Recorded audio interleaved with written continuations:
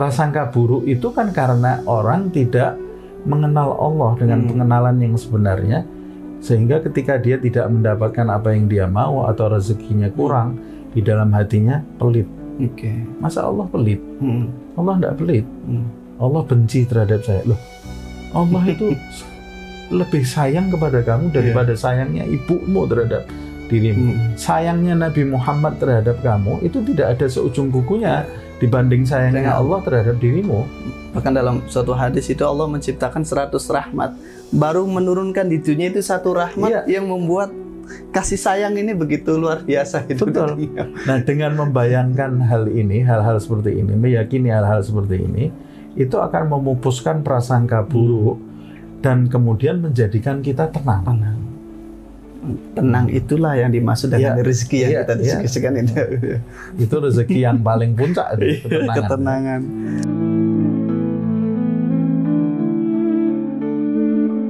Kita masuk di paragraf pertama, Habib. Ini yang menarik dari penjelasan Habib Abdullah bin Al-Haddad membuka bab ini adalah dengan kalimat wal takun ayyuhal muridu hasanadh-dhanni bi rabbika. Kita diingatkan kita harus memiliki sifat yang berprasangka baik dalam segala hal kepada Tuhan, kepada Allah. Bahwa Dia akan memberimu, kemudian melindungi, mencukupi, menjaga dan sebagainya. Lah, pertanyaannya Habib, seberapa berpengaruh sih dampak seorang muslim bagi seorang muslim tentang keyakinan bahwa kita harus selalu berprasangka baik kepada Allah? Kalau boleh dibalik, kalau kita tidak memiliki keyakinan tersebut, berarti kita berprasangka buruk pada Allah.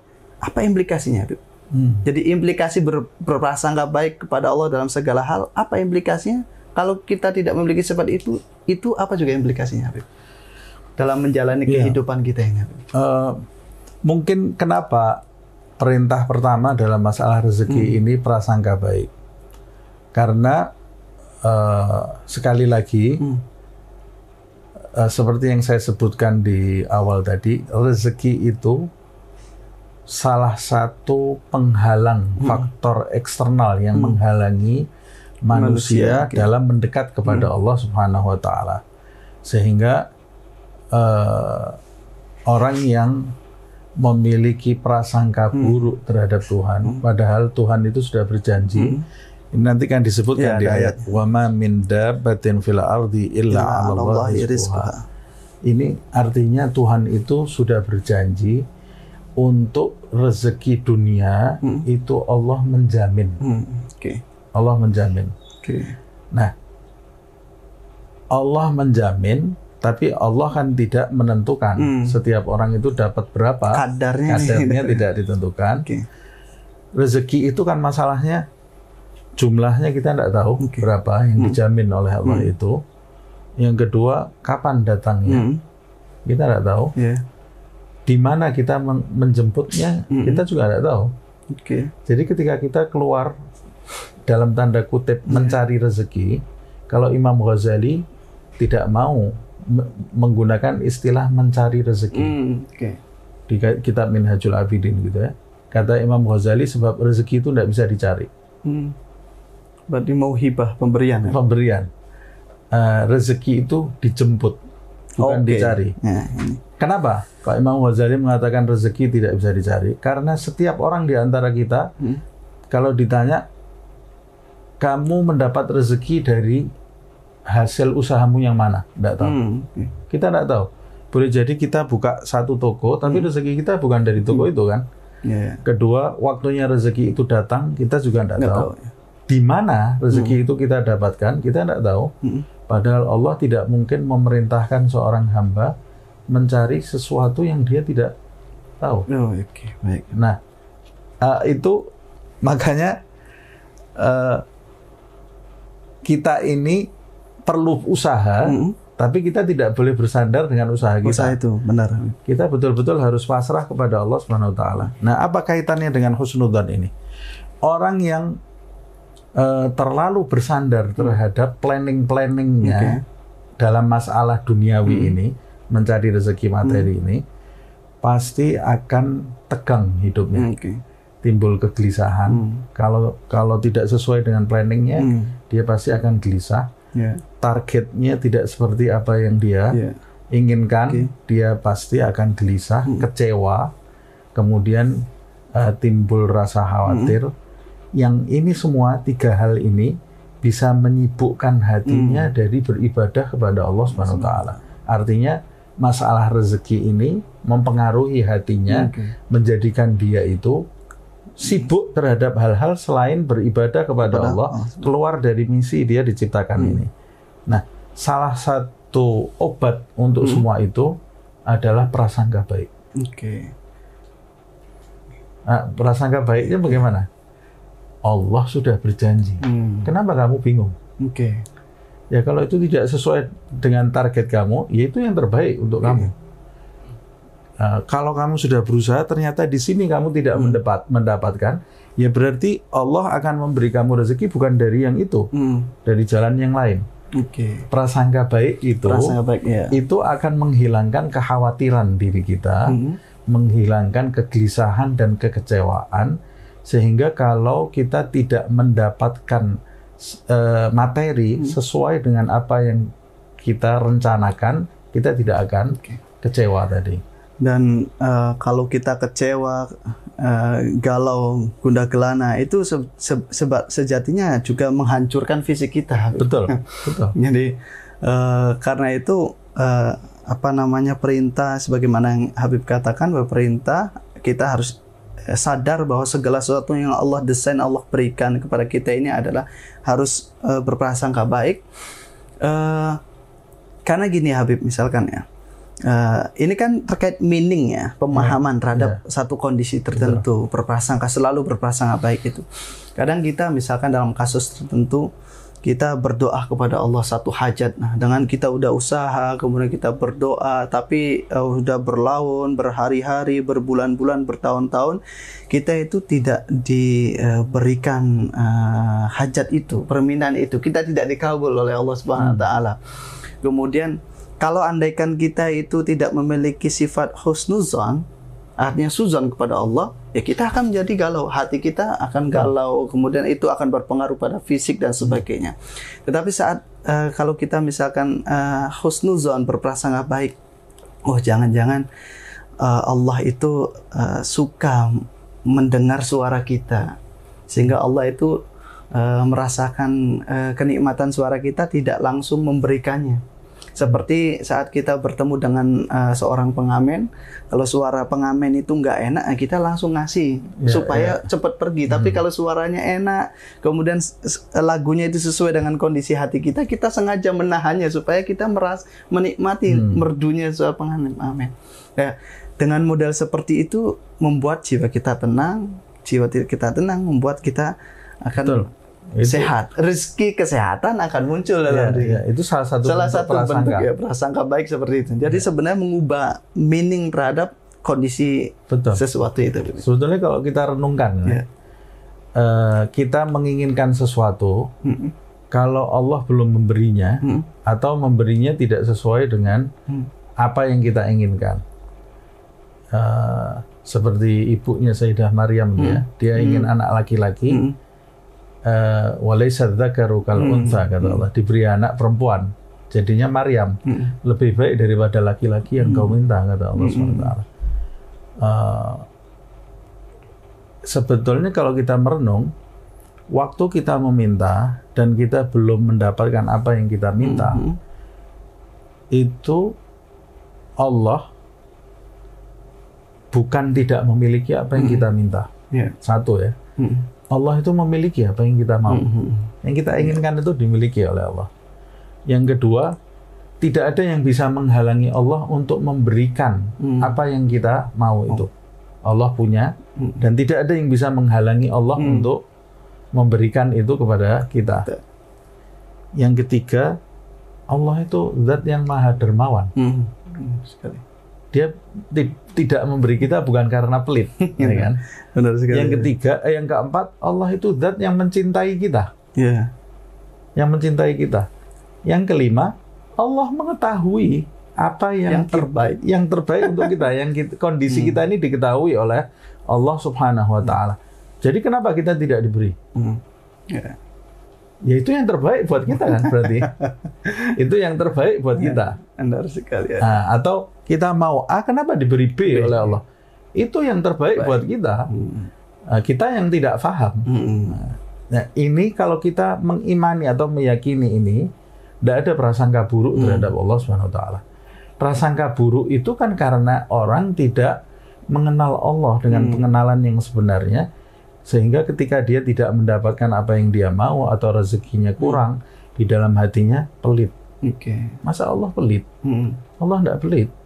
Allah benci terhadap saya. Loh, Allah itu lebih sayang kepada kamu daripada sayangnya ibumu terhadap dirimu. Sayangnya Nabi Muhammad terhadap kamu itu tidak ada seujung kukunya dibanding sayangnya Allah terhadap dirimu. Bahkan dalam suatu hadis itu Allah menciptakan 100 rahmat. Baru menurunkan di dunia itu 1 rahmat yang membuat kasih sayang ini begitu luar biasa. Betul. Nah, dengan membayangkan hal ini, hal-hal seperti ini, meyakini hal-hal seperti ini, itu akan memupuskan prasangka buruk dan kemudian menjadikan kita tenang. Tenang itulah yang dimaksud dengan rezeki yang kita diskusikan ini. Itu rezeki yang paling puncak, ketenangan. Ini di paragraf kedua, ini menarik sekali. Imam Abdullah bin Al-Haddad itu wahdar kullu hadarin minal ihtimami bi amri rizki kun wathiqan bi wa'di rabbika wa takaffulihi bik haitsu yaqulu ta'ala. Nah, ini yang dijelaskan tadi, wa ma min dzabatin fil ardi illa 'alallahi rizquha.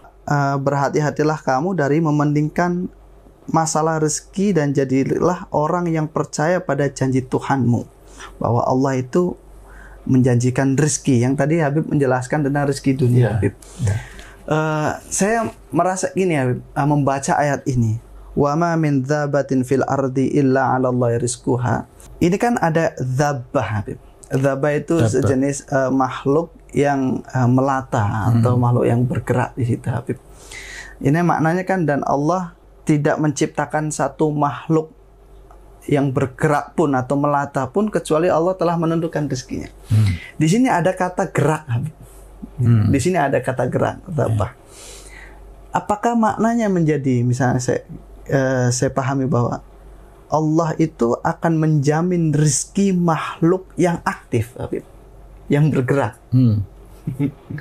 Nah, saat kita sudah bergerak, inilah yang Allah tentukan rezekinya nanti, Habib.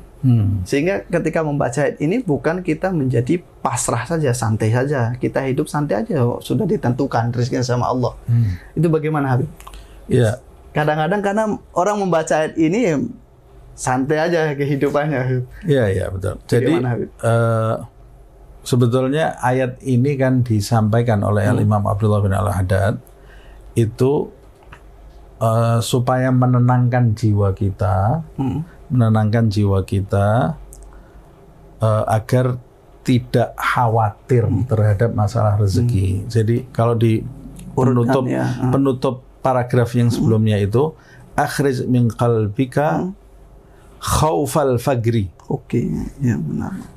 Keluarkan dari dalam hatimu rasa takut terhadap kemiskinan.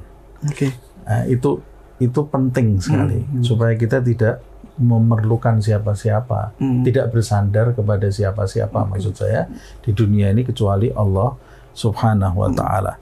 Nah, itu caranya dengan wathiq. Wathiq itu percaya penuh bahwa Allah Subhanahu wa taala itu memperhatikan kita. Tidak mungkin kalau kita tidak diperhatikan Allah, mati kita ini ya. Allah itu memperhatikan kita. Sama halnya ketika Allah memperhatikan kita di dalam kandungan ibu kita. Sama, Allah sudah menyediakan jalur-jalur untuk mencapai rezeki itu. Nah, mengenai kata dabah di sini, memang saya pernah dengar juga ya. Jadi ada yang menafsirkan di dalam ayat ini disebutkan dabah. Dabah itu makhluk yang melata. Makhluk yang melata itu artinya makhluk yang bergerak. Nah, kata dabah itu makhluk yang melata. Memang pada umumnya rezeki itu datang ketika orang itu bergerak. Pada umumnya Orang itu kalau mau dapat rezeki ya keluar, bergerak, baru rezekinya turun. Tapi kan ada juga yang tidak bergerak. Dia punya kemampuan, diberi kemampuan oleh Allah untuk bergerak. Jadi dabah itu makhluk yang bergerak. Tapi Allah tidak menyebutkan di dalam ayat ini rezeki itu akan datang jika makhluk yang bergerak itu bergerak. Ya kan? Tapi Allah menyebutkan setiap makhluk yang bergerak di muka bumi ini rezekinya aku jamin, baik dia bergerak ataupun dia tidak bergerak. Tapi pada umumnya rezeki itu datang ketika makhluk itu bergerak kan. Nah, contohnya di dalam hidup ini ada yang tidak bergerak, rezekinya datang, anak kita sendiri. Di rumah kan rezekinya datang ke anak kita. Loh, itu kan rezekinya dari bapaknya.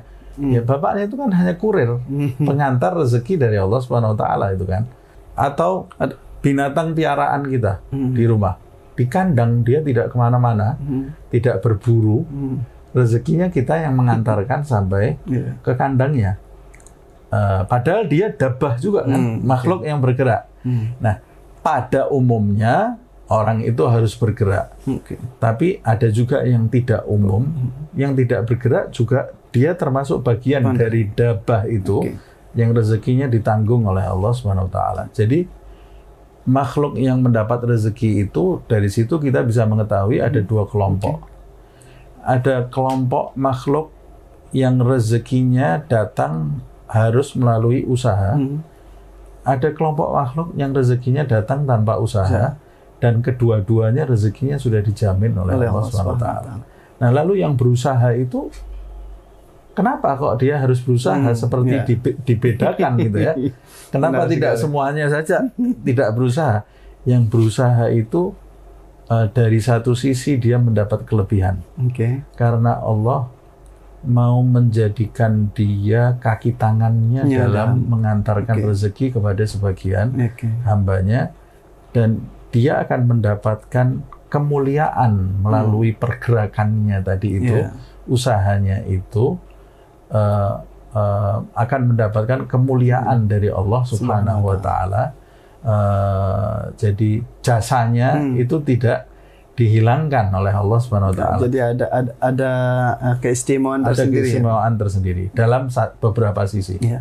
Misalkan gini juga Habib, di dalam kaidah tafsir kan disebutkan saat Allah itu menggunakan kata ganti nahnu, yaitu kami, itu menunjukkan Allah ingin melibatkan hambanya. Salah satu contoh misalkan inna nahnu nazzalna dzikra, kami yang menurunkan Al-Quran. Nah, Allah kan tidak serta langsung menurunkan Al-Quran dari Allah kemudian diterima sama manusia, tapi ada perantara malaikat Jibril kepada Muhammad dan Muhammad kepada kita, sehingga pakai nahnu. Dalam ayat tentang rizki misalkan Habib menggunakan nahnu itu, nahnu narzukukum. Kami yang memberikan rizki kepada kalian. Itu kan menggunakan kata nahnu.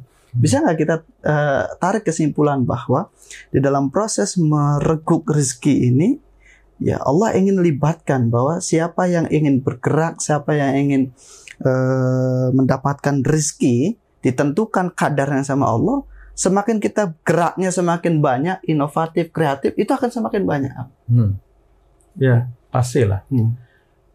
Sekali lagi rezekinya sudah dijamin oleh Allah Subhanahu wa taala, tapi cara mendapatkannya bisa termasuk salah satu dari dua golongan tadi. Dan biasanya kalau Allah sudah menentukan pada umumnya orang yang inovatif, yang usahanya lebih besar pada umumnya, yang kreatif, ya dia akan mendapatkan sesuatu yang lebih pada umumnya. Tapi tidak semuanya seperti itu. Nah, tidak semuanya seperti itu kan? Kan ada juga orang yang sudah dengan planningnya, dengan usahanya yang luar biasa, inovatif, dapatnya segitu aja. Tapi ada juga orang yang santai, rezekinya besar juga. Nah, itu menunjukkan, tapi itu kan 1-2. Kalau pada umumnya orang yang giat itu yang dapat. Tapi sebetulnya itu isyarat dari Allah Subhanahu wa taala mau menampakkan kepada kita, kamu boleh bekerja tapi jangan sandarkan dirimu dengan pekerjaan kamu. Loh, terus gunanya apa saya inovatif? Loh, itu semua dicatat oleh Allah usaha kamu. Kamu berpikir inovatif, kreatif, walaupun umpamanya ternyata hasilnya tidak ada, itu semua sudah ada catatannya di sisi Allah Subhanahu wa Ta'ala. Kamu ini termasuk hamba yang mulia. Jadi usaha inovatif, kreatif itu bagian dari kesungguhan. Iya, benar sekali. Jadi saya kira nanti menjadi pembeda antara bagaimana sikap beriman dengan yang tidak beriman. Kalau yang beriman dia kreatif tapi sadar bahwa ini juga hakikatnya pemberian dari Allah. Tapi kalau tidak beriman, nah dia akan condong pada hal yang ini merupakan kerja keras kita dan sebagainya. Yang itulah yang menutup perjalanan spiritual kita kepada Allah gitu. Betul.